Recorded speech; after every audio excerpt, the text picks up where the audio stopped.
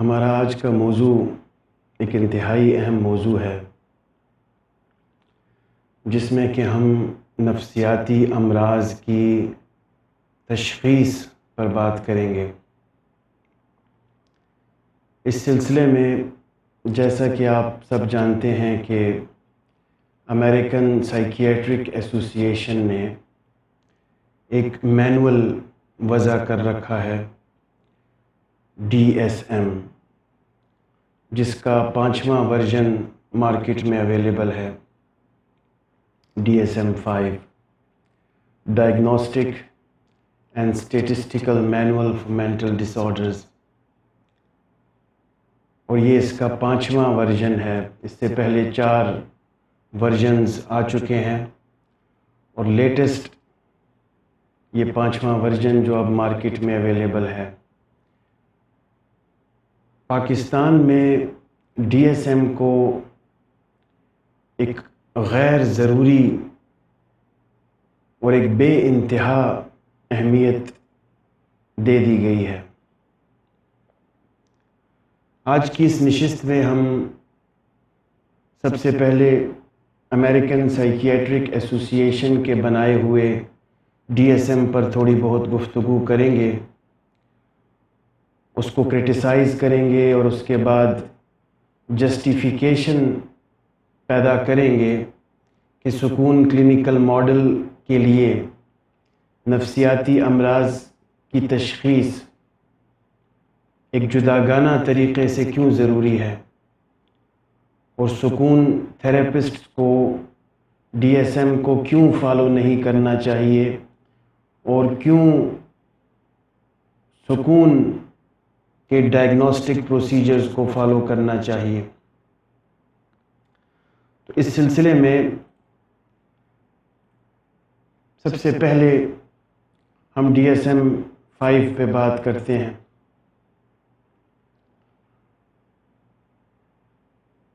جیسا کہ میں اکثر بتاتا رہتا ہوں کہ علم حاصل کرنے کے 4 مروجہ طریقے ہوتے ہیں۔ تشخیص کرنا بھی علم حاصل کرنا ہی ہے، معلومات حاصل کرنا ہی ہے، مریض کے بارے میں جاننا ہی ہے، نئی انفارمیشن حاصل کرنا ہی ہے۔ لہٰذا تشخیص ایک عمل ہے جس سے کہ کچھ علم ہاتھ آتا ہے، کچھ علم حاصل ہوتا ہے، سائیکو تھراپسٹ کو، کلینیشین کو۔ تو اب تک سائنٹسٹس نے، فلاسفرز نے جو علم حاصل کرنے کے طریقے وضع کیے ہیں، ان میں 4 طریقے سر فہرست ہیں، جن کا میں اکثر تذکرہ کرتا رہتا ہوں: ٹینیسٹی، اتھارٹی، سائنس اور انٹیوشن۔ تو اب سب سے پہلا متھ DSM کے بارے میں یہ ہے کہ DSM سائنس ہے، اور DSM سائنٹیفک طریقے سے ڈائگنوسس کرتا ہے۔ یہ ایک متھ ہے، اسپیشلی پاکستان میں تو اس کو ایک فیکٹ سمجھا جاتا ہے کہ DSM سائنس ہے اور سائنٹیفک میتھڈ کو یوز کرتے ہوئے ڈائگنوسس کرتا ہے۔ تو آپ کے ذہنوں میں بھی یہی بات ہے کہ اٹس پیور سائنس، اور جو ڈائگنوسس DSM کے نتیجے میں سامنے آتا ہے وہ بالکل برحق ہے، اس میں چون و چراں کی گنجائش نہیں ہے، اور اسی ڈائگنوسس کے نتیجے میں مریض کو لیبل کیا جانا چاہیے، اور اس کو میڈیکیشن پرسکرائب کرنی چاہیے اور تھراپیز دینی چاہیے۔ تو اس سلسلے میں یہ ایک نئی بات ہوگی آپ کے لیے کہ DSM پر پاکستان میں کبھی کوئی تنقید سننے کو نہیں ملی، حالانکہ دنیا بھر میں DSM پر لاتعداد تنقید ہوتی چلی آئی ہے۔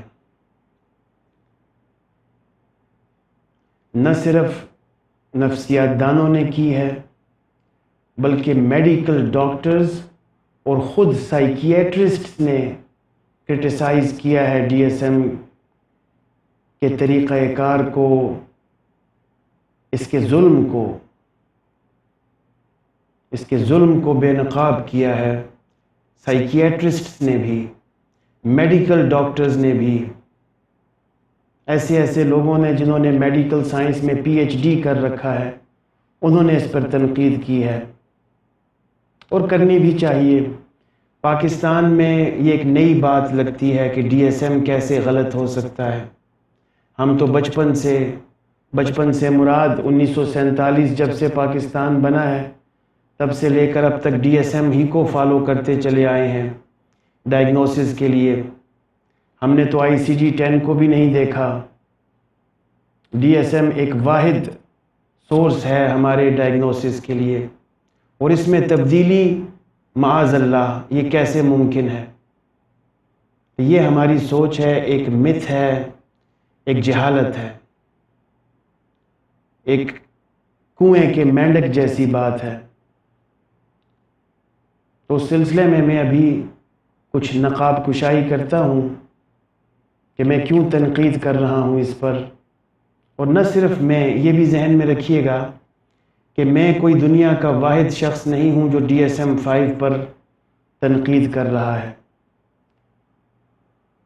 بے تحاشا psychologist, psychiatrist, medical doctors, health professionals, جنہوں نے کتابی صورت میں بھی کتابیں لکھ کر، ریسرچ آرٹیکلز کی صورت میں بھی ڈیفرنٹ جرنلز میں پیپرز پبلش کر کے، اور الیکٹرانکلی ویڈیوز کی شکل میں بھی بہت زیادہ کرٹیسائز کر رکھا ہے ڈی ایس ایم کو۔ صرف انٹرنیٹ سرفنگ کی آپ کو ضرورت ہے، اگر آپ کرٹیسزم آن DSM-5 لکھیے اور پھر تماشا دیکھیے کہ کیا کیا دیکھنے کو ملتا ہے آپ کو۔ لیکن چونکہ آپ کی سوچ ایسی بنائی نہیں گئی، اس زاویے سے سوچنا آپ کو سکھایا نہیں گیا کہ چیزوں پر تنقید بھی کی جا سکتی ہے، لہٰذا آپ کے ذہن میں یہ سوال اٹھتا ہی نہیں کہ کیا DSM سے ڈائگنوسس کرنا درست ہے بھی یا نہیں، انسانی ہے بھی یا نہیں، بنیادی انسانی اقدار سے منافی تو نہیں کہیں، ہمارے مذہب سے تو کہیں منافی نہیں، اور اس کے کیا ایڈورس ایفیکٹس نکل سکتے ہیں، ان پر آپ نے اب تک توجہ نہیں دی۔ تو اس سلسلے میں سب سے پہلے تو جرأت ہونی چاہیے تبدیلی کے لیے۔ Change requires courage. جرأت ہے تو افکار کی دنیا سے گزر جا، ہیں بحر خودی میں ابھی پوشیدہ جزیرے، کھلتے نہیں اس قلزم خاموش کے اسرار، جب تک تو اسے ضرب کلیمی سے نہ چیرے۔ تو یہ حضرت علامہ اقبال نے ماہر نفسیات سے مخاطب ہو کر یہ قطعہ کہا۔ اس قطعے کا عنوان ہے ماہر نفسیات سے۔ یہ آپ لوگوں کے لیے کہا کہ جرأت پیدا کیجئے اور افکار کی دنیا سے گزر جائیے۔ بادی النظر میں جو حقائق نظر آ رہے ہیں یہ اصل حقیقتیں ہرگز نہیں ہیں۔ تو میں عرض یہ کر رہا تھا کہ علم حاصل کرنے کے 4 طریقے رائج ہیں۔ ایک ٹینیسٹی ہے، دوسروں سے سنی سنائی باتوں پر یقین کرنا اور ایمان لے آنا اور انہیں سچ سمجھنا، اور دوسری چیز اتھارٹی ہے، یعنی کسی سبجیکٹ اسپیشلسٹ سے کچھ علم اخذ کرنا، کسی سبجیکٹ اسپیشلسٹ سے، کسی مضمون کے ماہر سے اس مضمون کے کسی ٹاپک کے بارے میں جاننا، اس کو اتھارٹی کہتے ہیں۔ پھر سائنس ہے، جس پر میں ابھی روشنی ڈالتا ہوں. اس کے بعد انٹیوشن ہے، وحی کا علم. تو متھ یہ ہے کہ ہم سمجھ رہے ہیں کہ ڈی ایس ایم سائنس ہے. اب سائنس کی کیا تعریف ہے؟ سائنس وہ علم ہے جو سائنٹیفک میتھڈ کے ذریعے حاصل کیا جائے. Science is that body of knowledge which is attained by applying scientific method. یہ سائنس کی سمپل ڈیفینیشن ہے کہ سائنس وہ علم ہے. سائنس کو عربی میں علم کہتے ہیں، علم کو انگلش میں سائنس کہتے ہیں. لیکن جو ٹرم ہے سائنس، اس ٹرم کی تعریف یہ ہے کہ سائنس وہ علم ہوگا، اس علم کو سائنس کہا جائے گا جو سائنٹیفک میتھڈ لگا کر حاصل کیا گیا ہو. اب سائنٹیفک میتھڈ کیا ہے؟ یہ ایک سٹیپ بائی سٹیپ پروسیس ہے. بعض سائنٹسٹس نے اس کی 5 سٹیپس بتائی ہیں، بعض نے 7 بتائی ہیں. لب لباب یہ ہے کہ سب سے پہلے سائنٹیفک میتھڈ میں ہم کسی چیز کے بارے میں کرٹیکل انالیسس کرتے ہیں، کرٹیکل آبزرویشن کرتے ہیں، پرابلم کو ڈیفائن کرتے ہیں. اس کے بعد ہائپوتھیسائز کرتے ہیں، مفروضہ بناتے ہیں. پھر اس مفروضے کو ایکسپیریمنٹلی یا سوشل کنڈیشنز میں ٹیسٹیفائی کرتے ہیں.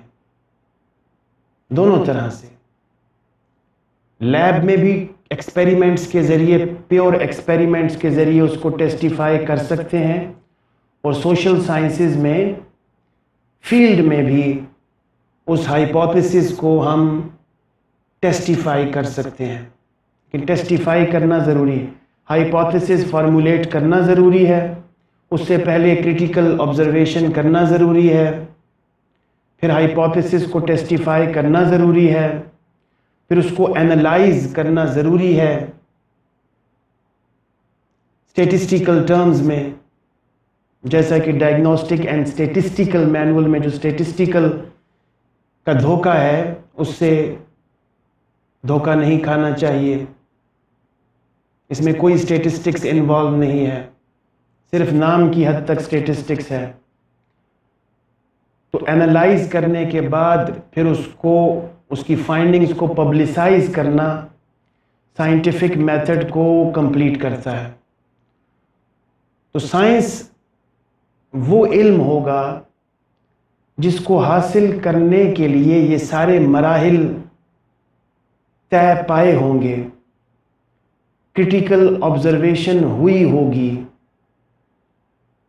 ہائپوتھیسس فارمولیٹ ہوا ہوگا، ہائپوتھیسس کو ٹیسٹیفائی کیا گیا ہوگا، اس کو اسٹیٹسٹیکلی اینالائز کیا گیا ہوگا، اور اس کے بعد اس کو پبلسائز کیا گیا ہوگا. تو اس علم کو ہم کہیں گے سائنس. اب ڈی ایس ایم کیا غیر سائنس ہے؟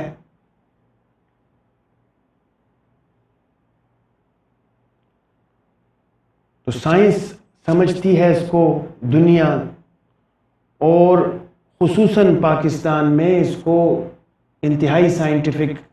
پاکستان میں تو عالم یہ ہے، پاکستان کا عالم یہ ہے کہ یہاں پر ایک اشتہار میں اگر ایک اداکار یہ دکھاتا ہے کہ میں انگلینڈ میں ہوں اور انگلینڈ کی کوئی لیب ہے، اور اس لیب میں نے وائٹ اورال پہنا ہوا ہے، اور میں وہاں سے نکل رہا ہوں اور یہ ثابت کر رہا ہوں کہ مردوں کے لیے شیمپو علیحدہ ہونا چاہیے اور خواتین کے لیے علیحدہ ہونا، تو ہمارے پاکستانی عوام اس کو سائنس سمجھ بیٹھتے ہیں. چونکہ بادی النظر میں نظر آ رہا ہے کہ اداکار انگلینڈ میں ہے، پاکستان میں نہیں ہے، انگلینڈ میں ہے، اور وائٹ اورال پہنا ہوا ہے جو سائنٹسٹ کی نشانی ہے، کسی لیب سے نکل رہا ہے. لہٰذا جو بھی کہہ رہا ہے سچ کہہ رہا ہے، سائنٹیفک بات کر رہا ہے. اس طرح کے بہت سے اشتہارات کی مثالیں دی جا سکتی ہیں.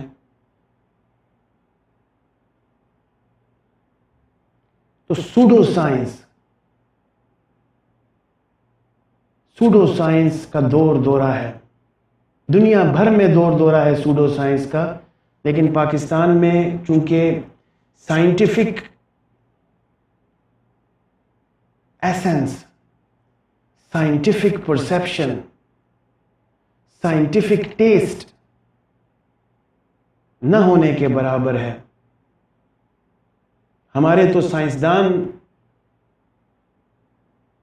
نعوذ باللہ کبھی پی ایچ ڈی کی ڈگریاں جعلی نکل آتی ہیں، کبھی مقالے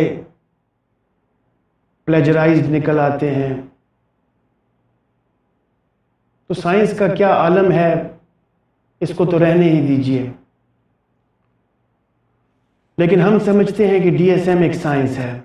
اب یہ بتایا جائے کہ اس میں یہ جو سائنٹیفک میتھڈ ہے یہ کب اور کیسے انکارپوریٹ ہوا، کس نے کرٹیکل آبزرویشنز کی مریضوں کی، کس نے ہائپوتھیسس فارمولیٹ کیا، کس نے اس کو لیب میں یا فیلڈ میں ٹیسٹیفائی کیا، کس نے اس پر اسٹیٹسٹیکل ٹریٹمنٹس اپلائی کی، ان کے ریزلٹس کہاں پہ ہیں، اور اس کے بعد وہ فائنڈنگز پبلسائز کہاں ہوئی ہیں، ان سے ہمیں محروم کیوں رکھا گیا ہے. یہ سوالات ہیں. تو ایسا ہرگز نہیں ہے. اس میں ایک پینل ہے تقریباً 200 سائیکیٹرسٹس کا، جو کہ میٹنگز کے ذریعے مختلف سمپٹمز کو دیکھتا ہے اور کچھ سمپٹمز کو ایکسیپٹ کرتا ہے، کچھ کو ریجیکٹ کرتا ہے. کبھی کسی بیماری کو بیماری سمجھتا ہے ڈی ایس ایم 4 میں، اور ڈی ایس ایم 5 میں پھر اس بیماری کو بیماری نہیں سمجھتا. ڈی ایس ایم 4 میں 257 سم تھنگ مینٹل ڈس آرڈرز دیتے ہیں، اور ڈی ایس ایم 5 میں اس کو ریڈیوس کر کے 157 سم تھنگ ڈس آرڈرز کر دیتے ہیں. بیماریوں کے نام تبدیل کر دیتے ہیں موقع کی مناسبت سے، سمپٹمز کو تبدیل کر دیتے ہیں. یہ کیسی بیماریاں ہیں؟ یہ سائنس ہے؟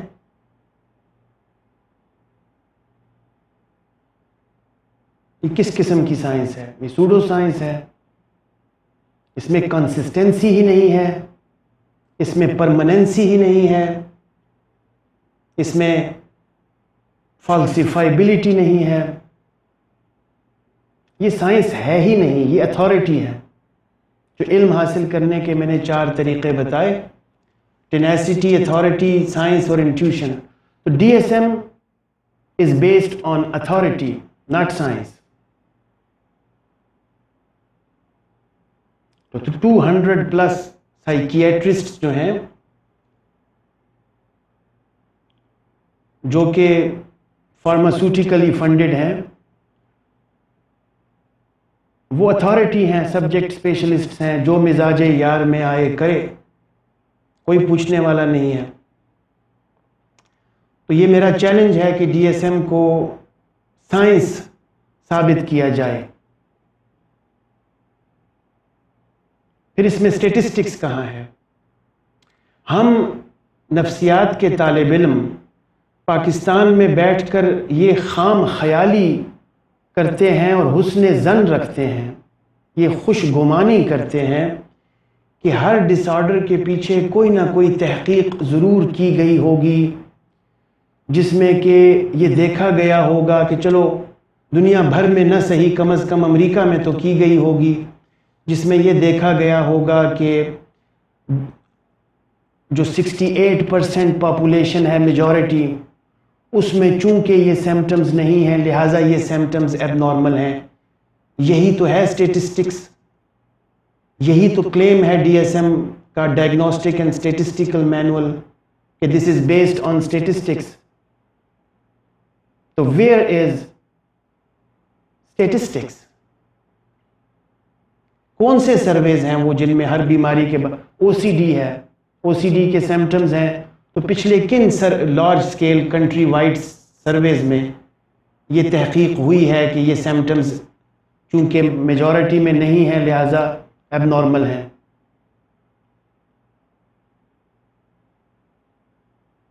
تو یہ جو 150 سے زیادہ ڈس آرڈرز ہیں, ان میں سے ہر ڈس آرڈر کے پیچھے اسٹیٹسٹیکل فائنڈنگز ہونی چاہیے اگر سائنس ہے. اور یہ جو 1023 صفحوں کی کتاب ہے DSM, اتنا زیادہ اس پہ کام ہو چکا ہے, اس کی بنیاد اگر سائنٹیفک نہیں ہے تو پھر آپ خود سوچئے کہ اس کی اہمیت خاک میں مل جاتی ہے. So there is no science behind DSM as far as science in its real essence is concerned. Science in its true spirit. There is no science. یہ میرے منہ سے صرف یہ بات نہیں نکل رہی, اگر آپ تحقیق کیجئے گا تو آپ کو پتہ چلے گا کہ اس پر آرگنائزیشنز بن چکی ہیں جو بے نقاب کر رہی ہیں سائیکیٹری کو. Psychiatry has been considered a game of death, license to kill, industry of death.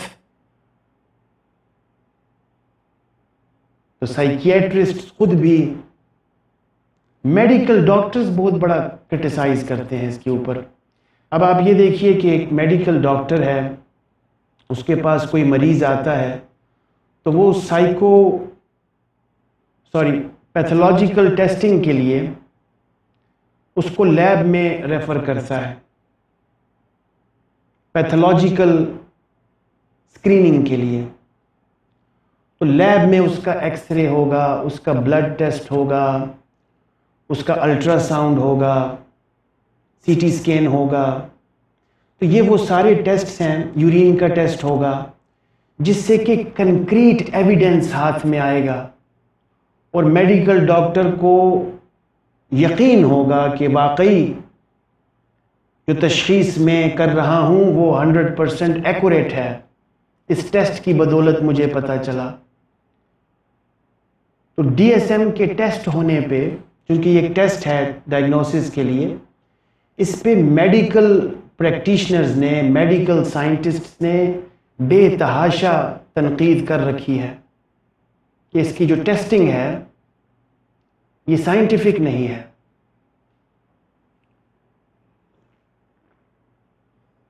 اس پر بھروسہ نہیں کیا جا سکتا.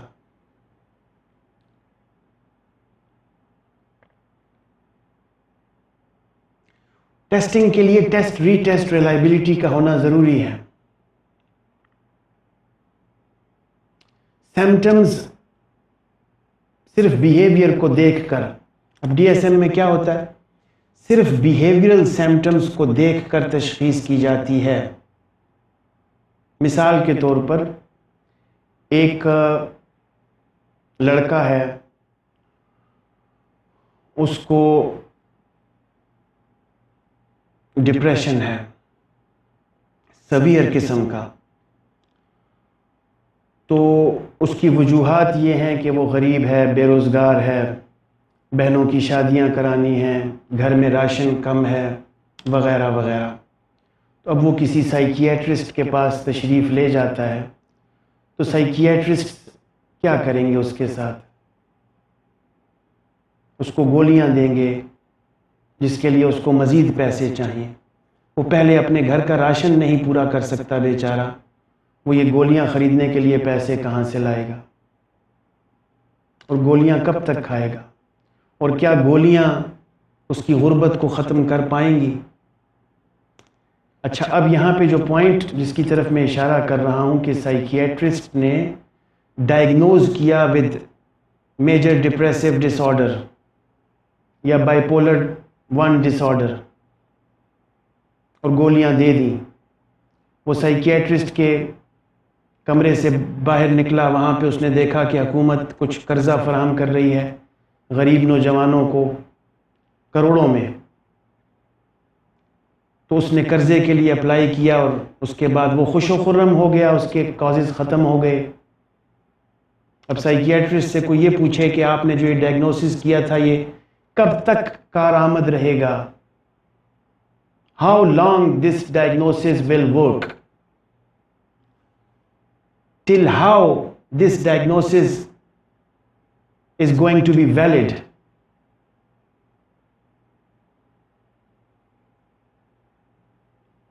یہ چیز تو پیور میڈیکل ٹیسٹنگز کے لیے بھی کرٹیسزم ہے کہ اگر میں کسی ڈاکٹر سے اپنا بی پی چیک کراتا ہوں یا شوگر چیک کراتا ہوں یا کوئی بھی چیز چیک کراتا ہوں، اس سے میں پوچھتا ہوں کہ ڈاکٹر صاحب یہ بی پی اب کب تک ویلڈ رہے گا، اس کی فریکوینسی اور اس کی ریٹنگز، کب دوبارہ میں بی پی چیک کروں اپنا، یہ کب تک اس کا جو ریزلٹ ہے یہ افیکٹو ہے؟ تو ڈاکٹر نے میرا منہ دیکھنا ہے، اس نے اور کیا کہنا مجھ سے؟ یہ تو 1 منٹ بعد چینج ہو سکتا ہے، 5 منٹ بعد چینج ہو سکتا ہے، کنسسٹنسی تو نہیں ہے اس میں کسی بھی میڈیکل ٹیسٹ میں۔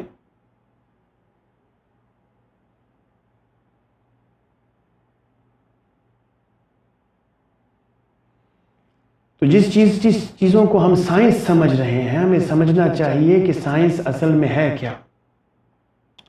تو یہ ایک اتھارٹی ہے، بیسیکلی سائنس نہیں ہے، ڈی ایس ایم۔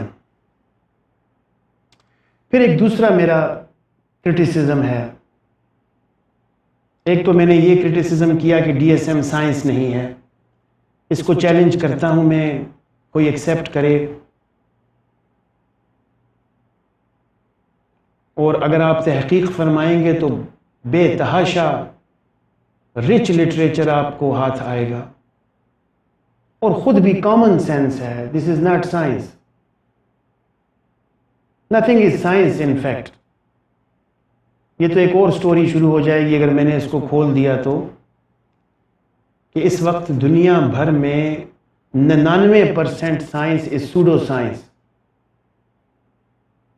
یہ تو ایک اور سٹوری ہے جس کو میں ابھی نہیں کھولنا چاہتا، اٹس آل اباؤٹ پروپیگنڈا، لیکن as far as D S M is concerned it's not science at all. یہ اتھارٹی ہے، اتھارٹی کی اپنی ایک ویلیو ہوتی ہے، اس کو میں تسلیم کرتا ہوں، لیکن سائنس کم از کم نہیں ہے، اتھارٹی ہے۔ اچھا، دوسرا میرا کرٹیسزم یہ ہے اس پر کہ ایک طرف سے تو نفسیات میں آپ یہ کہتے ہیں کہ انڈیویجول ڈفرینسز برحق ہیں،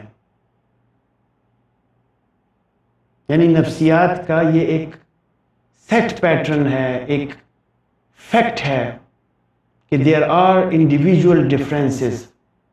کہاں کہاں پہ انڈیویجول ڈفرینسز ہیں؟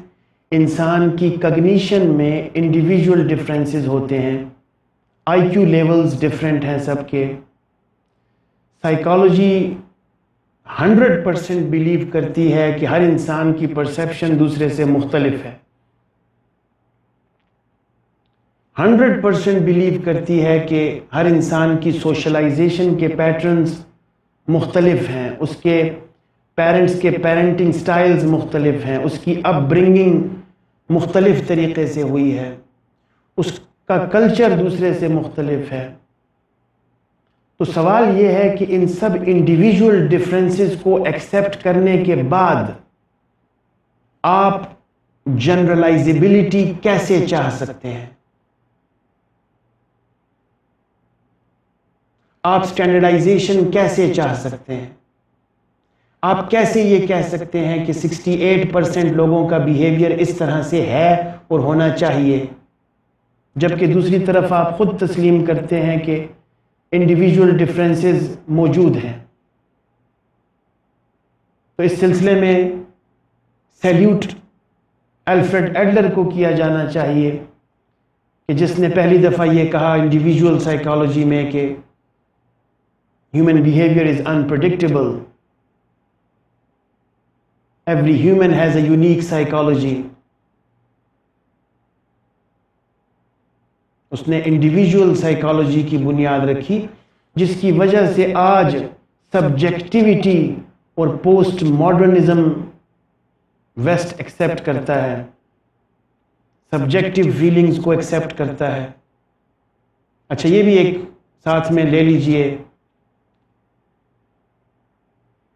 ایک دماغ کھولنے کی چابی۔ ایک چابی تو یہ تھی کہ انڈیویجول ڈفرینسز، اس سے ڈی ایس ایم کا تالا کھولنے کی کوشش کیجئے، اور دوسری چابی یہ ہے سبجیکٹیوٹی، یعنی ایک طرف آپ انڈیویجول ڈفرینسز کو مان رہے ہیں، دوسری طرف آپ بڑے کر و فر کے ساتھ بڑے ماڈرن ہو کے سبجیکٹیوٹی کو مان رہے ہیں ہر چیز میں۔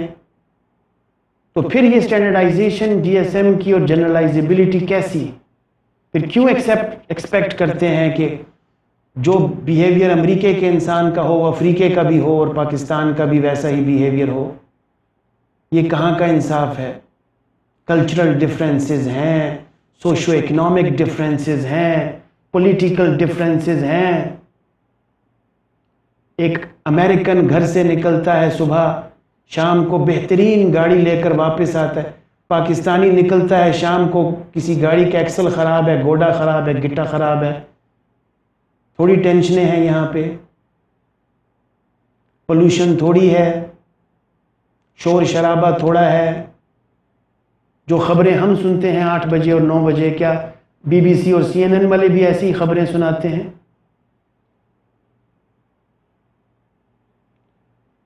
ان سب انڈیویجول ڈفرینسز اور پھر کلچرل ڈفرینسز اور پھر سبجیکٹیوٹی کے بعد کوئی تک باقی نہیں رہتی کہ ہم اسٹینڈرڈائزیشن کی طرف اور نارمز کی اسٹیبلشمنٹ کی طرف جائیں، اور وہ بھی نارمز بھی اغیار اسٹیبلش کر کے ہمیں دیں۔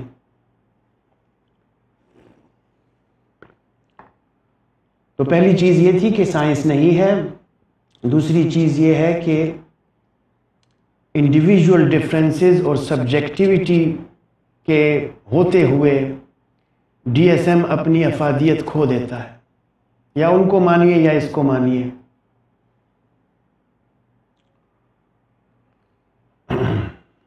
اچھا پھر ایک اور چیز کی طرف میں نشاندہی کرتا ہوں، اب ذرا غور سے سنیے گا کہ اس اتنے بڑے ڈائگنوسس کی ہمیں ضرورت کیا ہے۔ پہلی چیز تو یہ ہے کہ جو پریکٹیکل آبزرویشن ہے پاکستانی پرسپیکٹیو میں، نہ سائیکیٹرسٹ نہ clinical psychologist D S M کو پریکٹیکلی یوز کر رہے ہیں۔ ایسا نہیں ہوتا کہ ایک مریض تشریف لائے اور آپ ڈی ایس ایم کے پیج 1 سے شروع کر کے اور پیج 1023 تک دیکھیں، اسکرین کریں کہ اس میں کون کون سا سمپٹم موجود ہے۔ ایسا تو نہیں ہوتا۔ اس پوری کی پوری کتاب کو کون یوز کرتا ہے پاکستان میں؟ نہ سائیکیٹرسٹ کرتے ہیں، نہ سائیکو تھراپسٹ کرتے ہیں۔ جیسے قرآن پاک طاق میں پڑا ہے، ویسے یہ بھی الماری میں پڑا ہے ڈی ایس ایم۔ تو جس چیز کی طرف میں آپ کی توجہ دلا رہا ہوں وہ یہ ہے کہ مثال کے طور پر ڈس آرڈرز ہیں 200، مثال کے طور پر 200 مینٹل کنڈیشنز ہیں، 200 ڈس آرڈرز ہیں مثال کے طور پر۔ اب کامن سینس یہ کہتا ہے کہ اگر ڈس آرڈرز 200 ہیں تو گولیاں بھی 200 ہونی چاہیے اور تھراپیاں بھی 200 ہونی چاہیے۔ کامن سینس ہے کہ کیا اینگزائٹی کی گولی ڈپریشن کو بھی دی جا سکتی ہے، یا کیا وہ تھراپی جو میں نے سیکشولی ایبیوزڈ وکٹم کو دی تھی، کیا وہ تھراپی میں فیتھ ہیلنگ میں بھی دے سکتا ہوں، یا جو تھراپی میں نے ایموشنل بریک اپ میں دی تھی کیا وہ میں اسکیزوفرینیا میں بھی دے سکتا ہوں؟ تو کامن سینس یہ ہے، کامن سینس کہ جتنی بیماریاں اتنی ادویات اور اتنی therapies. This is common sense. ورنہ تو پھر بیماریوں کی کیٹیگرائزیشن کی جسٹیفیکیشن ہی ضرورت نہیں ہے، ورنہ پھر کیا ضرورت ہے اتنی زیادہ کیٹیگریز بنانے کی۔ تو جو ڈرگز ہیں ان کی 7 کیٹیگریز ہیں ٹوٹل۔ اینٹی سائیکوٹکس ہیں، اینٹی ڈپریسنٹس ہیں، ہپنوٹکس ہیں، drugs for dementia, antimanic agents, drug for substance dependence and drugs for ADHD۔ تو اب تک یہ 7 کیٹیگریز جو ہیں، فیملیز، یہ سائیکوٹراپک ڈرگز کے لیے کیٹیگرائزڈ ہیں۔ یعنی اینٹی سائیکوٹکس میں جتنے بھی سائیکوٹک پرابلمز ہیں ان سب کے لیے گولی ایک ہے، اور اینٹی ڈپریسنٹس میں جتنے بھی موڈ سے ریلیٹڈ پرابلمز ہیں ان کے لیے بھی فارمولا ایک ہی ہے۔ ایک سے مراد ہے گنتی کے فارمولے ہوں گے 2-3 ڈفرینٹ برانڈز کے نام سے۔ آپ تحقیق کیجئے، ایک سائیکیٹرسٹ سے پوچھئے کہ ڈپریشن کے لیے آپ کی اگر 25 سال کی سروس ہے تو کون کون سی گولیاں دی ہیں آپ نے ڈپریشن کی، تو 5 گولیوں سے زیادہ تو وہ نہیں بتا سکیں گے آپ کو۔ وہی مارکیٹ میں ان ہیں اور وہی ملی گرامز بدل بدل کے دی جاتی ہیں، ڈوسیجز جو ہیں بدل بدل کے دی جاتی ہیں، لیکن 200 دوائیاں تو نہیں ہیں۔ اب تھیراپیز کا عالم دیکھیے، تھیراپیز میں یہ ہوتا ہے کہ ایک چیز ہوتی ہے جس کو ہم کہتے ہیں کلینیکل اورینٹیشن۔ یا تو آپ سائیکو اینالسٹ ہیں، یا آپ بیہیویئرسٹ ہیں، یا آپ پازیٹیو سائیکالوجسٹ ہیں، یا آپ ہیومنسٹک سائیکالوجسٹ ہیں، یا آپ ایکسپریسو آرٹ تھراپسٹ ہیں، یا آپ سکون تھراپسٹ ہیں۔ کوئی ایک اسپیشلائزیشن، کوئی ایک فلسافیکل اورینٹیشن آپ کی ہونی چاہیے ایز اے سائیکو تھراپسٹ۔ تو کسی ایک کلینیکل ماڈل کو آپ فالو کرتے ہیں، اور اس میں بھی پھر آپ اسپیشلائزیشن اور اپنے لیے ڈی لمٹ کرتے ہیں خود کو، کہ بعض سائیکو تھراپسٹ صرف بچوں کو دیکھتے ہیں، بعض صرف کپلز کو دیکھتے ہیں، بعض صرف ایڈلٹس کو دیکھتے ہیں، بعض صرف ڈرگ ایڈکٹس کو دیکھتے ہیں۔ تو ڈی لمٹ کرتے ہیں خود کو۔ تو اب دونوں طرف سے، نہ سائیکیٹری میں اور نہ سائیکو تھراپی میں، 200 بیماریوں کے لیے 200 علاج ہرگز نہیں ہے۔ ایک سائیکو اینالسٹ ہے تو اس کے پاس ٹیپیکل 3-4 طریقے ایموشنل کتھارسس کے ہیں۔ Typical brief psycho analytic therapy یا ایموشنل کتھارسس، فری ایسوسیشن، باقی باتیں تو پرانی ہو گئی، ڈریم انٹرپریٹیشن اور ریپریشن اور سپریشن اور چائلڈہڈ ایکسپیرینسز۔ تو کچھ ٹیپیکل، کوئی بیہیویئرسٹ ہے اس کے پاس ٹیپیکل 4-5 ٹیکنیکس ہیں۔ اگر فار ایگزامپل کوئی CBT پریکٹس کرتا ہے تو اس کے پاس بس ایک ٹیکنیک ہے، CBT، کاگنیٹیو بیہیویئر تھراپی۔ اب اگر CBT پریکٹیشنر ہے تو اس نے 200 پرابلمز کے لیے CBT ہی دینی ہے، ٹیکنیک تو اس کی ایک ہی ہے۔ تو جب ٹیکنیک ایک ہے تو پھر بیماریاں 200 کیوں ہیں؟ جب گولیاں 7 سے اوپر نہیں ہیں تو بیماریاں 200 کیوں ہیں؟ اگر 200 بیماریاں ہیں تو 200 بیماریوں کا 200 علاج بھی تو ہونا چاہیے، 200 طرح کا علاج۔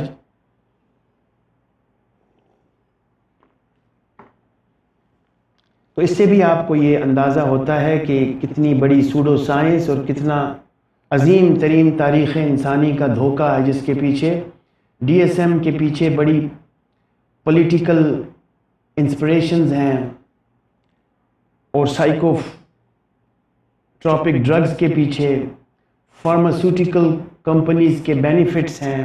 اس طرف میں اب نہیں جا رہا۔ اچھا جی، اب ایک اور بات، 3 باتیں میں نے آپ کو بتائیں، اب چوتھی بات، ایک طرف سے آپ یہ کہتے ہیں کلینکل سائیکالوجسٹ کہ ہم ویسا نہیں سوچتے جیسا سائیکیاٹرسٹ سوچتے ہیں. سائیکیاٹرسٹ کا ویو پوائنٹ بایولوجیکل ہے. سائیکیاٹرسٹ سمجھتے ہیں کہ بایولوجیکل چینجز پہلے آ کر ہوتی ہیں، بیہیویئر بعد میں بنتا ہے. کلینکل سائیکالوجی میں یہ ماننا جاتا ہے موسٹلی کہ پہلے تھاٹ پیدا ہوتی ہے منفی، اور اس منفی تھاٹ کے نتیجے میں پھر بیہیویئر ایگزیبٹ ہوتا ہے. یعنی جو سمپٹم ہے کسی بیماری کا، وہ کسی منفی سوچ کا نتیجہ ہے یا کسی منفی ماحول کا نتیجہ ہے. جبکہ دوسری طرف سائیکیاٹرسٹ اور نیورو سائنٹسٹ یہ سمجھتے ہیں کہ وہ سوچ یا ماحول کے بجائے کیمیکل ری ایکشنز کا نتیجہ ہے، کسی برین ڈس فنکشن کا نتیجہ ہے، کسی نیورو ٹرانسمیٹر کا نتیجہ ہے، کسی کیمیکل ری ایکشن کا نتیجہ ہے. تو اس بات میں کس کو اختلاف ہے، کس شخص کو اختلاف ہے؟ سائیکیاٹرسٹ کو تو بالکل بھی اس میں کوئی اختلاف نہیں ہے کہ کلینکل سائیکالوجسٹ ہم سے ہٹ کے ہیں، وہ کوئی اور مخلوق ہیں، ان کا طریقہ بالکل ڈیفرنٹ ہے. وہ تو سمجھتے ہیں اس چیز کو، لیکن یہ جو انفیریورٹی کمپلیکس کے مارے ہوئے کلینکل سائیکالوجسٹس ہیں، یہ اس چیز کو کیوں نہیں سمجھتے کہ psychiatrists are different than us. They have different school of thought. تو ڈفرنس ہے، ایک پروفیشنل گرج بھی ہے، ایک پروفیشنل کمپٹیشن بھی ہے دنیا بھر میں. تو سوال یہ ہے کہ اس پروفیشنل کمپٹیشن اور پروفیشنل گرج کے ہوتے ہوئے کیا کلینکل سائیکالوجسٹس کا اور سائیکو تھراپسٹس کا سر شرم سے نہیں جھکتا اور چلو بھر پانی میں نہیں ڈوب مرتے کہ امریکن سائیکیاٹرک ایسوسی ایشن کی بنائی ہوئی کتاب کو صدیوں سے فالو کرتے چلے آ رہے ہیں؟ نصف صدی تو ہو چکی تقریباً، اس سے زیادہ. تو کیا امریکن سائیکولوجیکل ایسوسی ایشن، جس کا صدر سیلیگمن بھی رہا ہے، کیا اس میں اتنی جان نہیں ہے کہ وہ اپنی کوئی چھوٹی موٹی کتاب بنا سکے نفسیاتی مسائل کے بارے میں؟ ایک طرف اے پی اے ہے، امریکن سائیکولوجیکل ایسوسی ایشن، دوسری طرف اے پی اے ہے، امریکن سائیکیاٹرک ایسوسی ایشن. تو اے پی اے جو تھی، امریکن سائیکولوجیکل ایسوسی ایشن، اس نے تو اب تک صرف ریسرچ کا مینول بنایا ہے، حالانکہ اس میں 54 ڈویژنز ہیں. کلینکل سائیکالوجی کی اپنی ڈویژن ہے، کاؤنسلنگ کی اپنی ڈویژن ہے. تو کیا وجہ ہے، کیا وہاں پر اتنے قابل ذکر افراد موجود نہیں ہیں جو، اگر ڈی ایس ایم کے ساتھ پیرل آئی سی ڈی 10 چل رہا ہے، تو امریکن سائیکولوجیکل ایسوسی ایشن یا برٹش سائیکولوجیکل سوسائٹی کیوں اپنا ایک مینول وضع نہیں کرتی جس میں سائیکو سوشل ایسپیکٹس کور ہوں؟ سیلیگمن کی میں نے بات کی. سیلیگمن پازیٹیو سائیکالوجی کا آلموسٹ فاؤنڈر ہے اور اے پی اے کا پریزیڈنٹ رہا ہے. اس نے بھی اس کسی مینول پر توجہ نہیں دی. اس نے بہت اچھا کام کیا. اس نے پازیٹیو سائیکالوجی میں کافی نئی چیزیں دریافت کی اور نئی چیزیں امپلیمنٹ کی، ایگزیکیوٹ کی. لیکن ڈی ایس ایم کے طرز پہ امریکن سائیکولوجیکل ایسوسی ایشن بھی خاموش رہی. یہ نااہلی نہیں تو اور کیا ہے.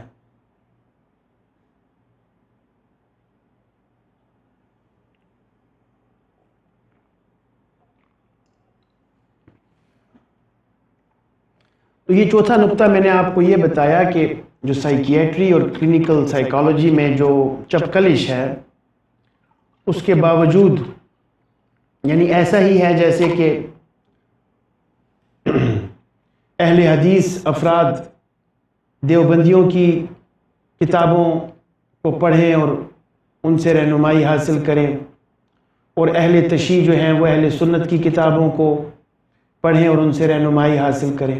یہ اسی طرح ہے بالکل کہ کلینکل سائیکالوجسٹ جو ہیں وہ سائیکیٹرسٹ کی بنائی ہوئی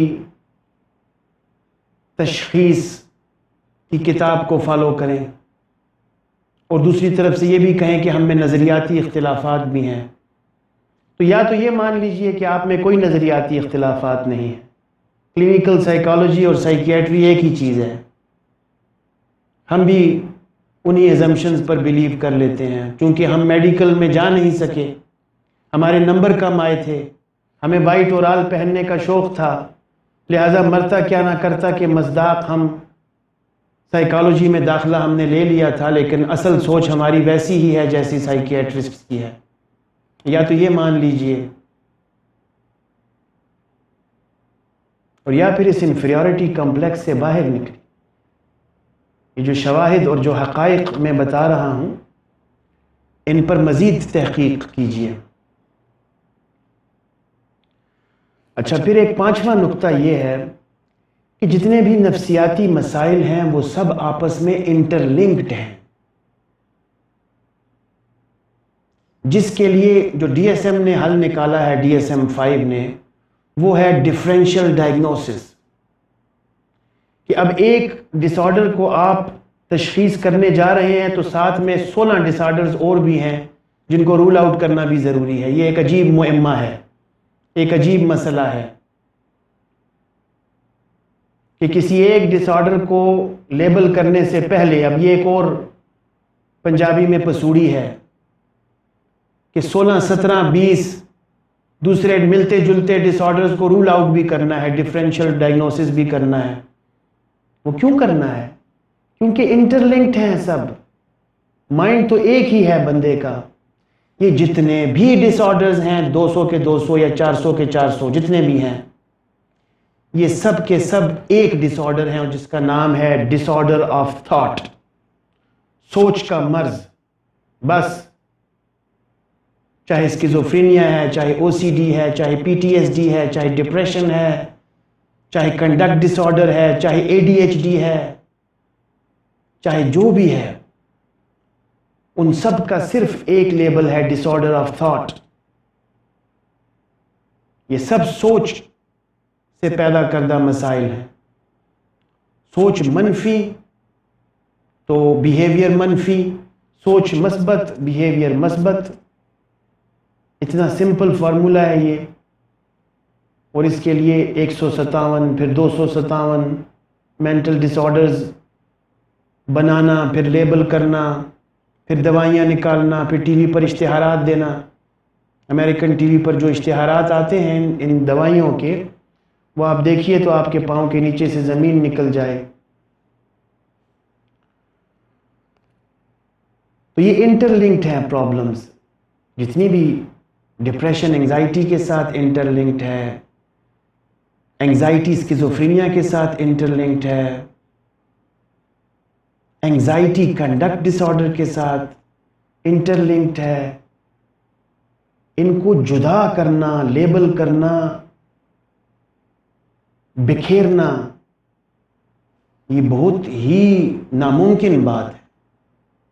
بہت ناممکن ہے کہ آپ ڈفرینشیٹ کریں between mental disorders. Differentiation between mental disorders is impossible. اسی لیے آپ کو وہ جو مشکل تشخیص کا طریقہ بتایا گیا ڈفرینشیل ڈائگنوسس کا، وہ اسی لیے ہے کہ آپ کسی ایک خاص ڈس آرڈر کو ہائی لائٹ کر سکیں۔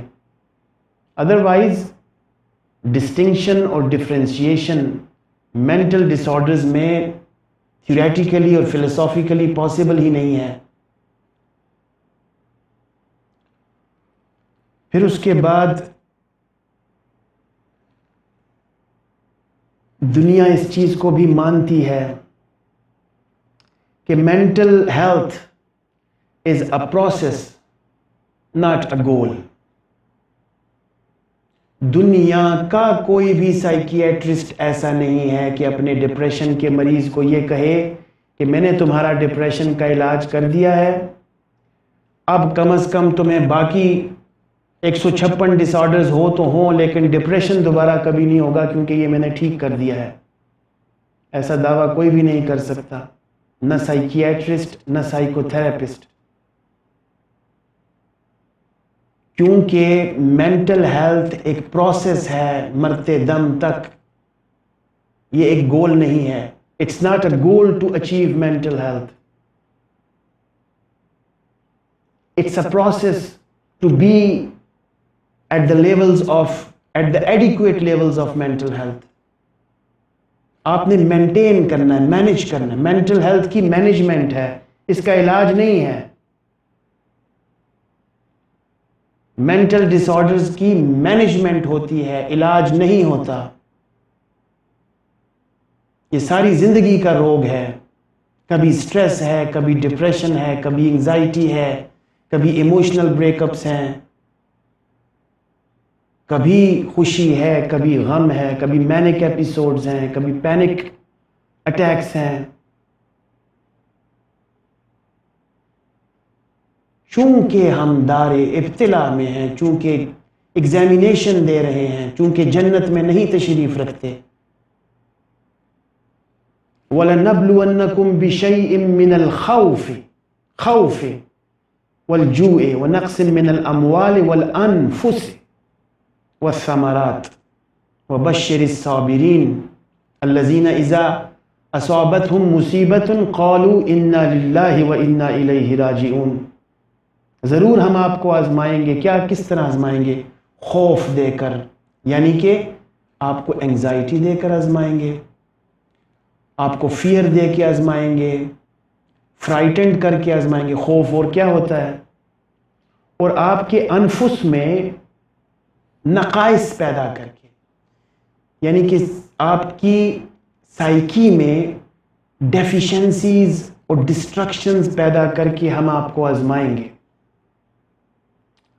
اور پھر دیکھیں گے کہ آپ صبر کرتے ہیں کہ نہیں کرتے، اور یہ سمجھتے ہیں کہ نہیں سمجھتے کہ ہم اللہ کے لیے ہیں اور ہم نے اللہ کی طرف لوٹ کے جانا ہے. تو یہ تو تقدیر کا حصہ ہے مینٹل ڈس آرڈرز، جس طرح میڈیکل پرابلمز بھی تقدیر کا حصہ ہیں. تو ان سے اوائیڈنس اور ان سے پریونشن، ہاؤ کم دنیا کا کوئی انسان یہ کلیم کرے کہ I am prevented from mental disorders? Come on. کوئی بل گیٹس کرے، کوئی اور امیر ترین شخص کرے یہ کلیم، کوئی طاقتور ترین شخص یہ کلیم کر کے دکھائے کہ I M 100% prevented from mental disorders. Come on.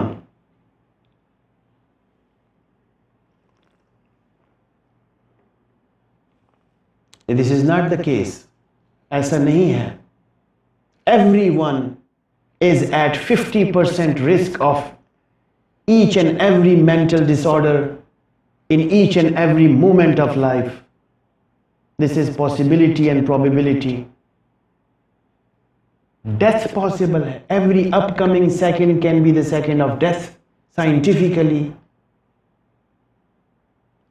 تو یہ اتنی بڑی سوڈو سائنس جس کا کہ میں نے آپ کو کچھ تلخ الفاظ میں گرم جوشی کے ساتھ تذکرہ کیا، یہ صرف آپ کو سینسٹائز کرنے کے لیے تھا کہ خدا را تقلید کا لباس اپنے اوپر سے اتار دیجئے اور اس بوجھ سے جان چھڑائیے، تقلید کے بوجھ سے جان چھڑائیے.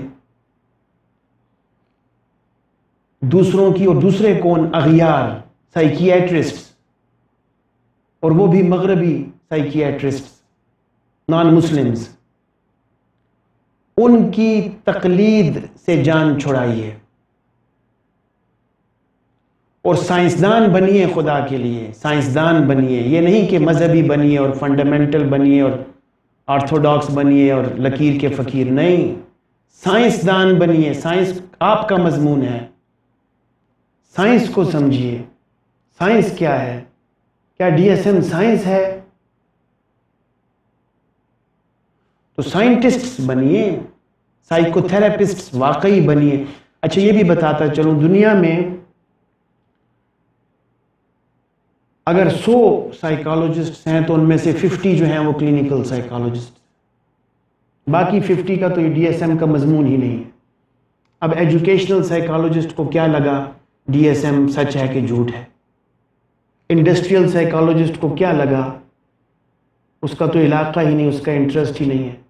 تو 50% نفسیات دانوں کا تو انٹرسٹ ہی نہیں ہے ڈی ایس ایم میں۔ اچھا، پھر جو باقی 50% کلینکل سائیکالوجسٹ ہیں ان میں سے کتنے پازیٹیو سائیکالوجسٹ ہیں جن کا ڈی ایس ایم میں کوئی انٹرسٹ نہیں، وہ تو بیماری کو مانتے ہی نہیں، النس کو مانتے ہی نہیں، نیگیٹیوٹی کو مانتے ہی نہیں، فوکس ہی نہیں کرتے اس پہ۔ کبھی دیکھا کسی پازیٹیو سائیکالوجسٹ نے ڈی ایس ایم سے ڈائیگنوز کیا ہو؟ پھر جتنے ایکسپریسو آرٹ تھراپسٹس ہیں، پلے تھراپسٹس ہیں، ان کو کیا لگا ڈی ایس ایم سے؟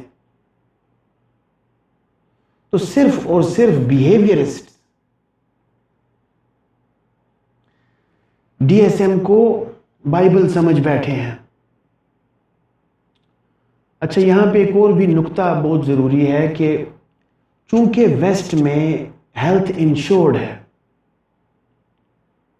اور سائیکو تھراپی بڑی ایکسپینسو ہے، لہٰذا ہیلتھ انشورنس کمپنیز کو کچھ کوڈز درکار ہوتے ہیں جن کے بیسس پہ وہ کچھ بیماریوں کو کور کر سکیں، فائنینشلی انشورڈ کر سکیں، اپنی انشورنس میں کچھ بیماریوں کو کور کر سکیں جو سیریس بیماریاں ہیں اور کچھ کو چھوڑ سکیں۔ تو ان ہیلتھ انشورنس کمپنیز کی ریکوائرمنٹ ہے کوڈنگ، لیبلنگ، لہٰذا وہاں پر اس چیز کی ایکسیپٹنس اور امپورٹنس زیادہ ہے۔ کسی کو لیبل کرنا، ڈائیگنوز کرنا اور کوڈ دینا کہ یہ کوڈ ہے آپ کا بھائی جان، دیکھ لیجئے آپ یہ آپ کی ہیلتھ انشورنس میں کور ہے کہ نہیں ہے۔ Otherwise psycho therapy is very expensive, یہاں پہ نہیں ہے 500 روپے میں مشاورت کروا لیجئے، ایسا نہیں ہے۔ ایسا ہوا کرتا تھا 1970 میں، 70 کی دہائی میں امریکہ میں بھی یہی حالات تھے، آدھے ڈالر میں تھراپی کروا لیجئے، $1 میں کروا جائیے تھراپی، جس طرح آج کل یہاں پہ 50 روپے میں، 100 روپے میں پرچی لیجئے اور تھراپی کروا لیجئے۔ یعنی ایک کلینکل سائیکالوجسٹ کی تنخواہ 30,000 روپیہ ہے اور وہ تقریباً 15,000 پیشنٹس کو مہینے میں دیکھ لیتی ہیں بڑے آرام سے۔ تو وہاں پہ تھراپی بڑی ایکسپینسو ہے، پھر وہاں پہ فیشن ہے تھراپی لینا، اور اس کے بعد سیشنز بھی ماشاءاللہ 15، 20، 25 سیشنز، بلکہ بہت سے کیسز میں تو لائف لانگ، ہر مہینے آ جایا کیجئے تھراپی لینے، یہ سلسلہ اب لگا رہے گا۔ جیسے سائیکیٹرسٹ فرماتے ہیں کہ اب یہ گولیوں کا سلسلہ زندگی بھر کے لیے لگا رہے گا، جیسے شوگر ہوا اب ساری زندگی گولیاں لینی ہے، بی پی ہوا ساری زندگی لینی ہے گولیاں، اسی طرح ان مینٹل ڈس آرڈرز میں سے کوئی ڈس آرڈر ہو گیا اب گولیاں ساری زندگی لینی ہے، کم یا زیادہ۔ اور اب وہاں پہ ویسٹرن سائیکو تھراپسٹ بھی چونکہ اس دوڑ میں شریک ہو چکے ہیں، لہٰذا وہ بھی یہ فرماتے ہیں کہ اب تھراپی بھی ساری زندگی چلتی رہے گی، اس کو چھوڑنا نہیں ہے، یہ ایک فیشن ہے۔ تو یہ ساری باتیں کرنے کا مقصد یہ تھا کہ آپ پر واضح کیا جا سکے کہ DSM-5 of American Psychiatric Association is nothing but a pseudoscience, a myth، جس کو کہ کم از کم 70% دیکھ لیجئے اور تحقیق کر لیجئے، کم از کم 70% نفسیات دانوں نے DSM کو ڈسٹ بن میں ڈال رکھا ہے۔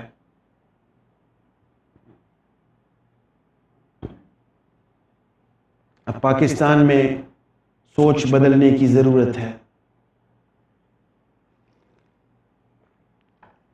تو اب اس سلسلے میں جیسا کہ آپ سب جانتے ہیں کہ سکون کلینیکل ماڈل ایک انڈیجنس اپروچ ہے جس کی کور فاؤنڈیشنز ابراہمک ریلیجنز سے لی گئی ہیں، اور اس میں ماڈرن کلینکل سائیکالوجی کے اچھے پرنسپلز انکارپوریٹ کیے گئے ہیں۔ ایک مکسچر ہے انٹیوشن اور سائنس کا اور فلسفی کا، ایک مکسچر ہے، ایک حسین سنگم ہے۔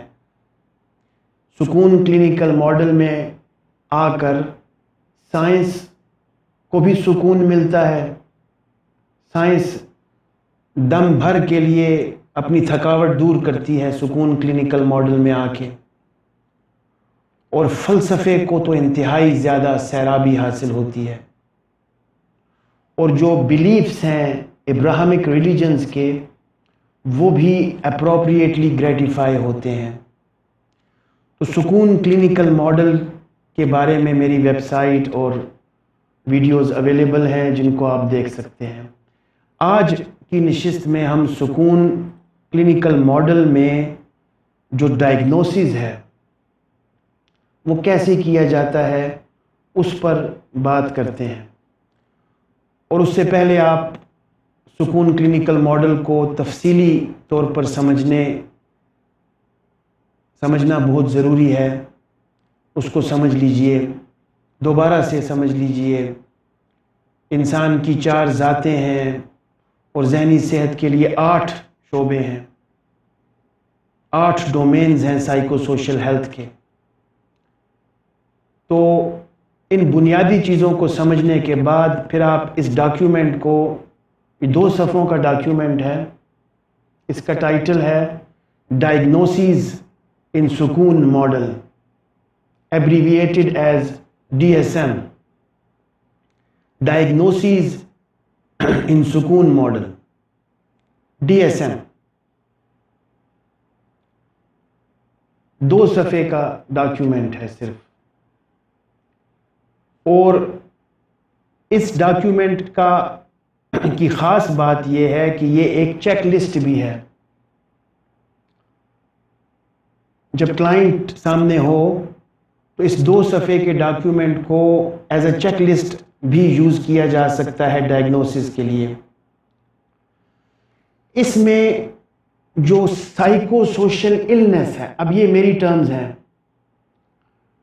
سکون کلینکل ماڈل میں سب سے پہلی ٹرم ہے psycho social health, psycho social نفسیاتی و سماجی صحت، سائیکو سوشل ہیلتھ۔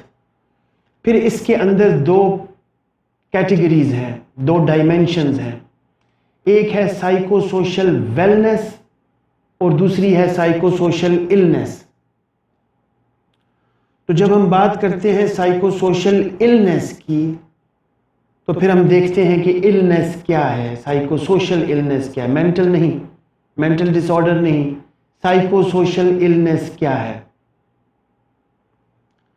تو اس کے لیے چونکہ سائیکو سوشل ہیلتھ کے 8 ڈومینز ہیں، لہٰذا ہمارے پروپوزڈ DSM کے بھی 8 ڈومینز ہیں۔ There can be 8 categories of psychosocial illnesses۔ 8 possible categories ہو سکتی ہیں سائیکو سوشل النسز کی، جو کہ ڈیفینیٹلی آپس میں انٹرلنکڈ ہیں،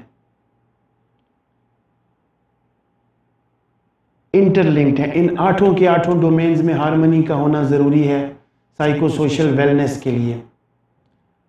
تو اب اس ڈاکیومنٹ میں آپ دیکھتے ہیں ایک طرف ڈومین ملتا ہے آپ کو، تو 8 ڈومینز ہیں، یعنی جتنے بھی نفسیاتی اور سماجی مسائل ہیں ان کو میں نے 8 کیٹیگریز میں ڈیوائڈ کیا ہے۔ سیکشول پرابلمز ہیں نمبر 1 پہلے لیول پہ۔ اس میں یہ ذہن میں رکھیے کہ sexual problems are very common, اور اگر آپ کی سیکشول ہیلتھ اپروپریٹ ہے تو وہ میجر پارٹ ہوتا ہے آپ کی مینٹل ہیلتھ کا۔ If you are sexually satisfied تو there are more chances that you are overall psychosocially satisfied۔ Sexual satisfaction is extremely important in psychosocial wellness. So we start by sexual problems, then emotional problems, फिर cognitive problems, फिर social problems, environmental problems, religious problems, moral problems और spiritual problems. तो इसमें कुछ illnesses इजाफा भी हैं DSM-5 से, और कुछ DSM-5 में जो इलनेसेस सुकून क्लिनिकल मॉडल इलनेस नहीं समझता वो शामिल भी नहीं की गई. यानी ये जो 2 सफ़े का डॉक्यूमेंट है ये बुनियादी तौर पर DSM-5 और सुकून क्लिनिकल मॉडल की कम्बिनेशन के नतीजे में पैदा हुआ है.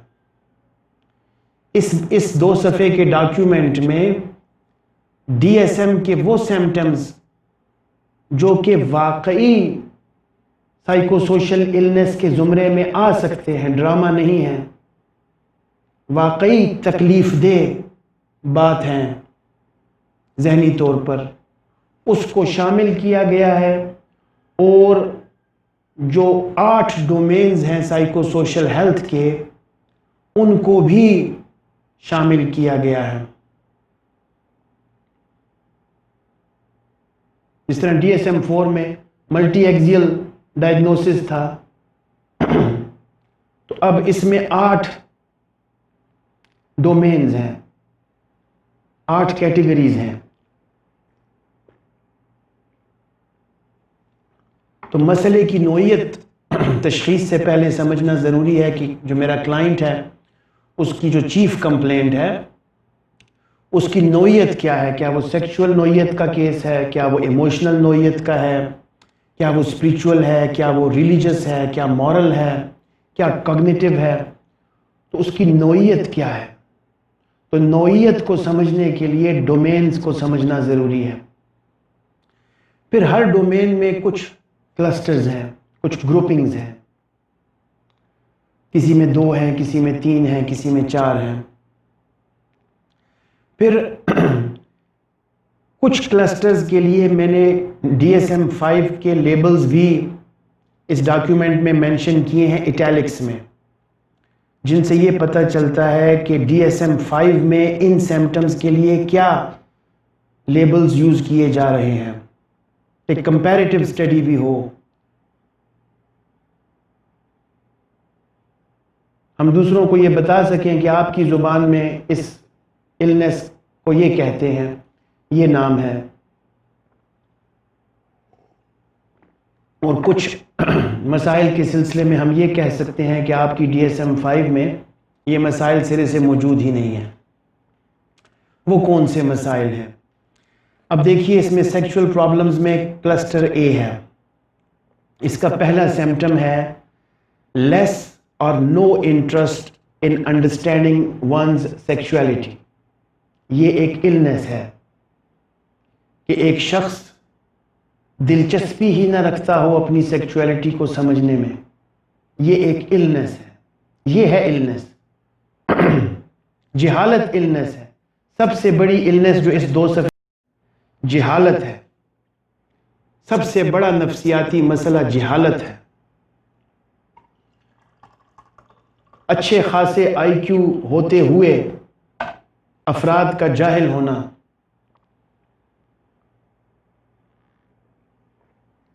दूसरा सिम्टम है considering sexuality as a matter of shame. Deficiency in sexual intelligence. इस क्लस्टर A में सेक्सुअल प्रॉब्लम्स क्लस्टर A में ये 3 सिम्टम्स हैं जो कि नए हैं, DSM-5 में नहीं मिलेंगे आपको. उसके बाद क्लस्टर B जो है सेक्सुअल प्रॉब्लम्स का, इसमें कुछ सेक्सुअल डिसफंक्शंस हैं जो कि कॉमन हैं, प्रेवलेंट हैं, उनको शामिल किया गया है. DSM-5 में इसको सेक्सुअल डिसफंक्शंस कहते हैं. और इसी तरह से इसका क्लस्टर C है, इसमें पैराफिलिक डिसऑर्डर्स हैं. उनमें से सारे डिसऑर्डर्स नहीं लिए गए.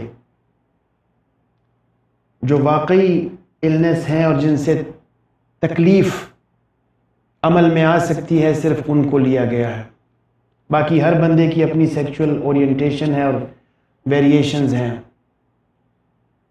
اس پر قدغن لگانا نامناسب ہے.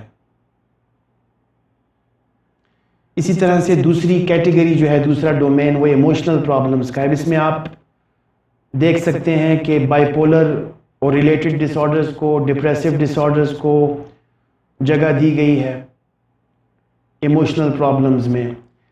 لیکن میں صرف اس وقت آپ کو کلسٹر اے بتانا چاہتا ہوں کہ پہلا سمپٹم ہے لیس اور no interest in understanding one's emotionality. اپنے جذبات کے بارے میں سمجھنے میں دلچسپی نہ رکھنا، یہ ہے مرض، یہ ہے النس.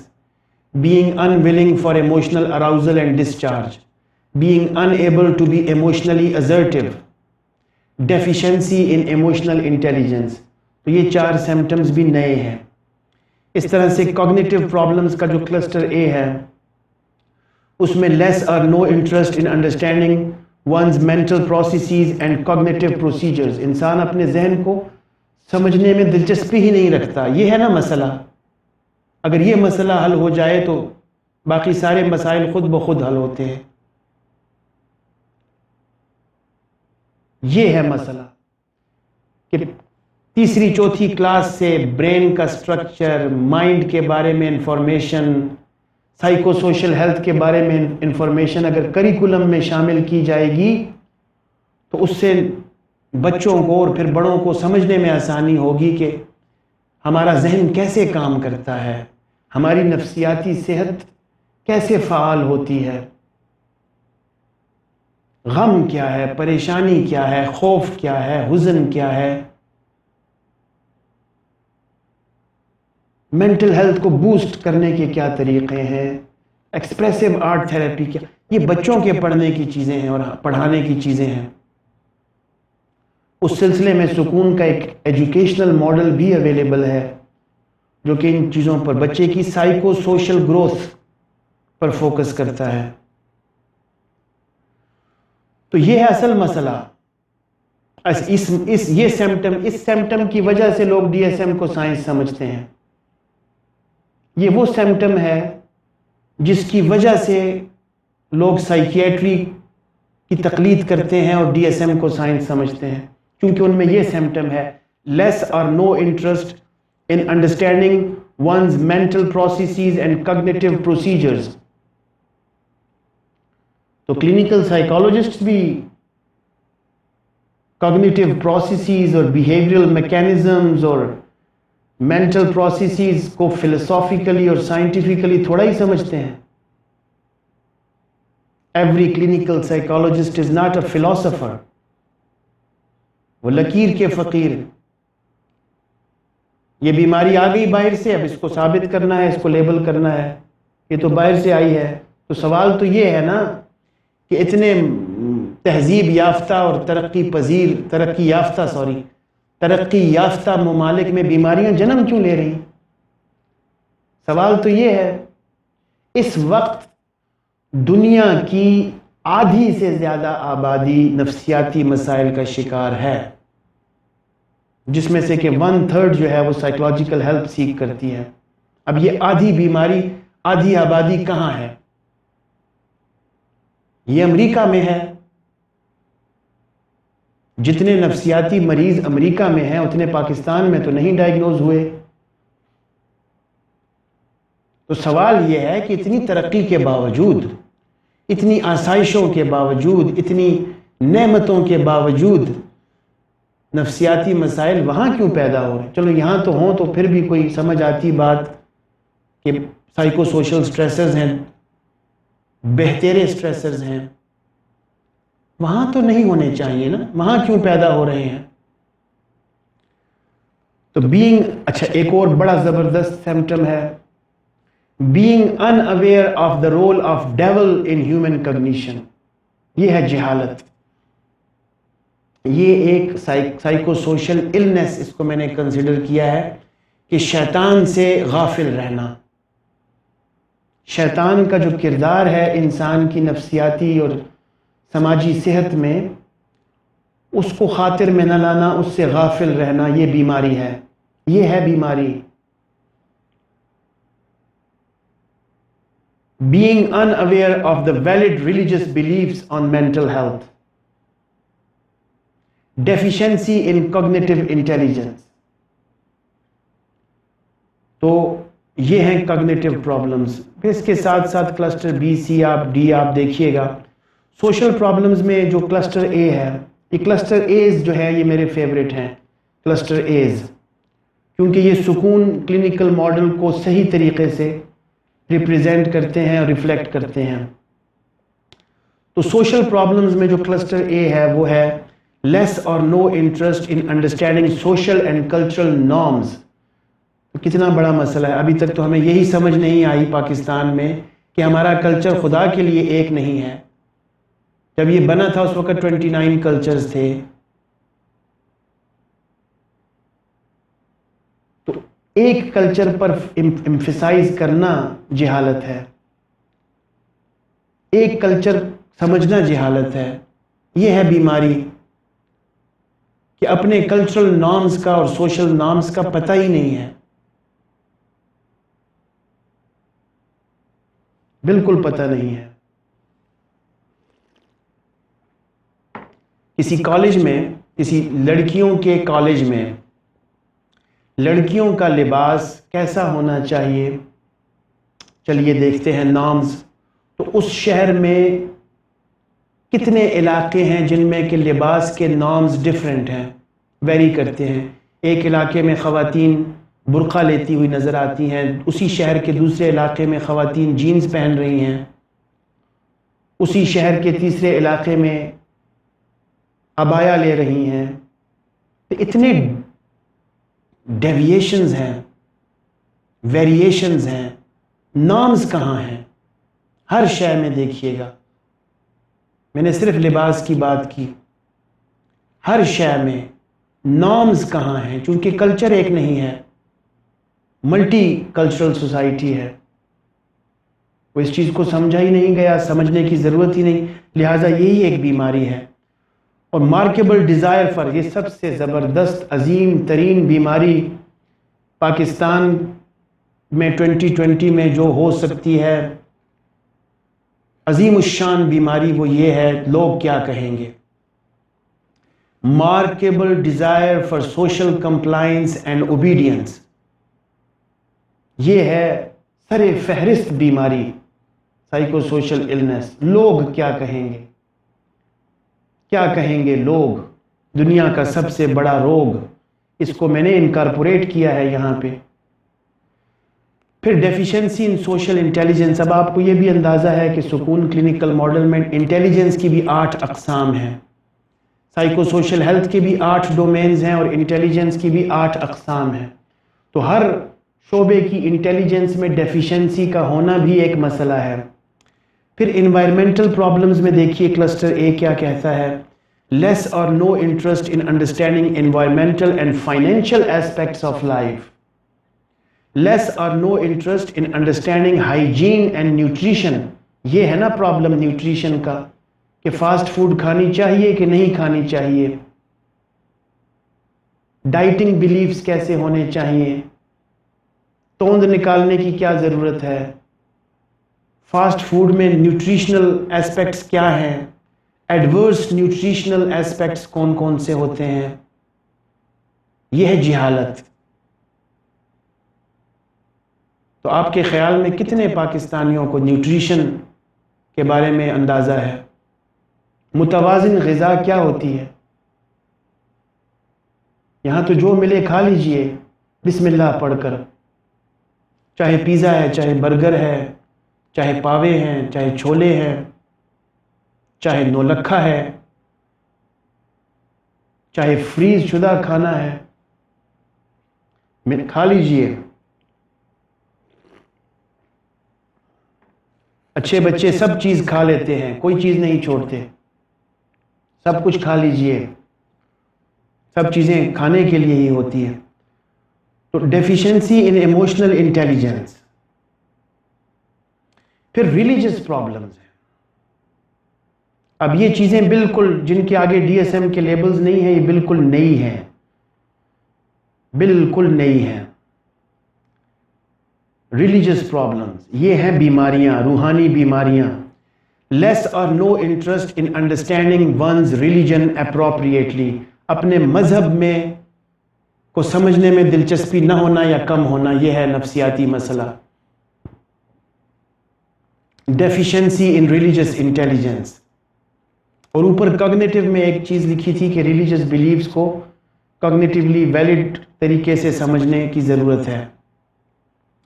پھر مورل پرابلمز ہیں، اس کا جو کلسٹر اے ہے اس میں 2 سمپٹمز ہیں۔ لیس اور no interest in understanding human virtues, انسانی اقدار کو سمجھنے میں دلچسپی نہ ہونا یا کم ہونا۔ اس کلسٹر سے پازیٹیو سائیکالوجسٹ خوش ہوں گے بہت۔ Deficiency in moral intelligence, being unaware or less aware of human virtues and values. Markable deficiency in enhancing humanistic virtues in one's character. مکارم اخلاق میں کمزوری، اپنی اخلاقی پستی کو نہ سمجھنا اور اپنی اخلاقی ترقی پر کام نہ کرنا ہے نفسیاتی مسئلہ۔ یہ ہے نفسیاتی مسئلہ، کردار کا مسئلہ، جس کو کنڈکٹ ڈس آرڈر کہہ کر کسی دوسری طریقے کے سمپٹمز بتائے گئے۔ کنڈکٹ ڈس آرڈر، اپوزیشنل ڈیفینٹ ڈس آرڈر، یہ سب چیزیں کردار سے متعلقہ ہیں۔ کردار اس وقت بنے گا جب کردار سازی ہوگی، جب سوشلائزیشن اور پیرنٹنگ کردار سازی کرے گی تو کردار بنے گا۔ پھر آخر میں ہے اسپریچول پرابلمز۔ لیس اور no interest in understanding one's spirituality, روحانیت میں دلچسپی نہ ہونا، یہ ایک مرض ہے۔ Deficiency in spiritual intelligence, deficiency in the struggle to purify oneself and attain self transcendence, تزکیہ نفس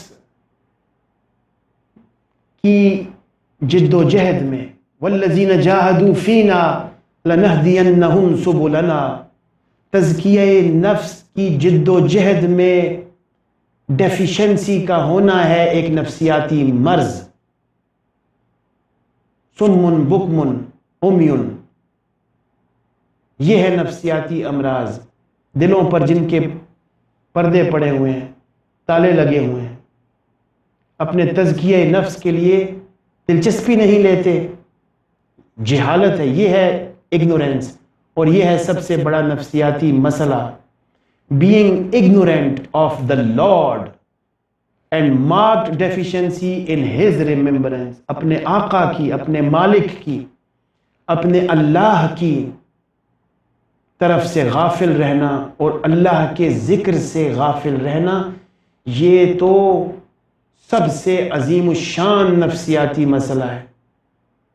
دنیا کا سب سے عظیم الشان نفسیاتی مسئلہ اللہ کی یاد سے غفلت، اللہ کی یاد سے پہلو تہی، اس سے بڑا نفسیاتی مسئلہ اور کیا ہو سکتا ہے؟ اور پھر آخر میں ہے lack of interest in meeting with the lord, جو لوگ اللہ تعالیٰ سے ملاقات کے لیے دلچسپی نہیں رکھتے، اللہ تعالیٰ بھی ان سے ملاقات کی کوئی دلچسپی نہیں رکھتے۔ قرآن پاک میں اللہ تعالیٰ فرماتے ہیں۔ تو پرپز ان لائف، یہ ہائر پرپز ان لائف ہے، the highest purpose in life, کہ میں اللہ سے ملاقات کروں گا۔ اس کی تیاری کے لیے یہ دنیا بنی ہے، مجھے آزمائش کے لیے بھیجا گیا ہے، اور یہ بتا کر بھیجا گیا ہے کہ یہاں پہ نفسیاتی مسائل بھی آئیں گے، اور جسمانی مسائل بھی آئیں گے، اور روحانی بھی آئیں گے، اور سماجی بھی آئیں گے، اخلاقی بھی آئیں گے، فائنینشیل بھی آئیں گے، سارے مسائل تشریف لائیں گے ضرور۔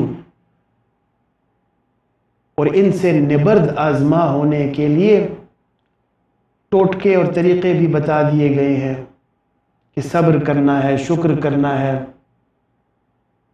اللہ کی طرف دھیان دینا ہے، تو تب تھیراپی ہوگی۔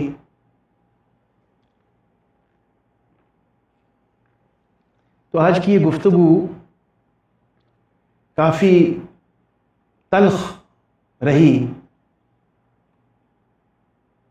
جس کی وجہ یہ ہے کہ جذباتی طور پر آپ کو سینسٹائز کرنا مقصود ہے، علمی طور پر بھی کرنا مقصود ہے، اور ساتھ ساتھ آپ کے جذبات کو بھڑکانا مقصود ہے۔ آپ میں جذباتی اشتعال پیدا کرنے کی ضرورت ہے،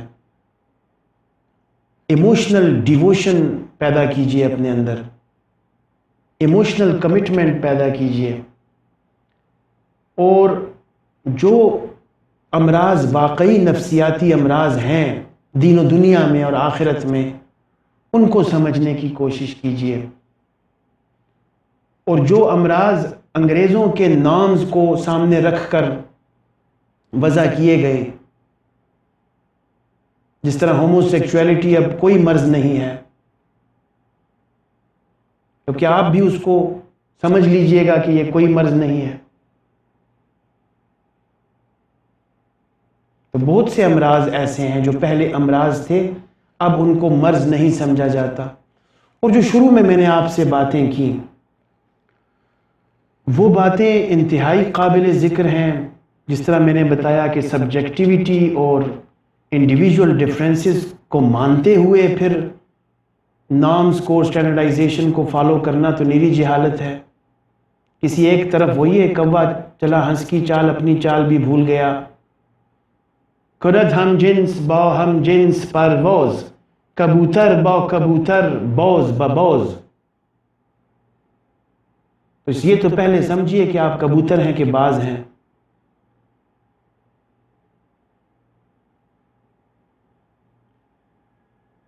سبق شاہین بچوں کو دے رہے ہیں خاک بازی کا، تو اپنے شاہین ہونے کو پہچاننا، میں شاہین کیوں ہوں؟ کیونکہ اللہ تعالیٰ نے مجھے ایمان کی دولت سے سرفراز کیا ہے۔ یہ ہے شاہین کے جینز کا ہونا۔ اب اس شاہین کے جینز کے ہوتے ہوئے مجھے اپنی بڑھوتی، اپنی پرواز، اپنی انرجی، اپنی سٹرینتھ پر فوکس کرنا ہے۔ اور اگر میں کبوتروں کی خوراکیں کھاتا رہوں گا شاہین ہوتے ہوئے، تو میں کیسے سٹرینتھ پیدا کر سکتا ہوں؟ تو اپنی ملت پر قیاس اقوام مغرب سے نہ کر، خاص ہے ترکیب میں قوم رسول ہاشمی صلی اللہ علیہ وآلہ وسلم۔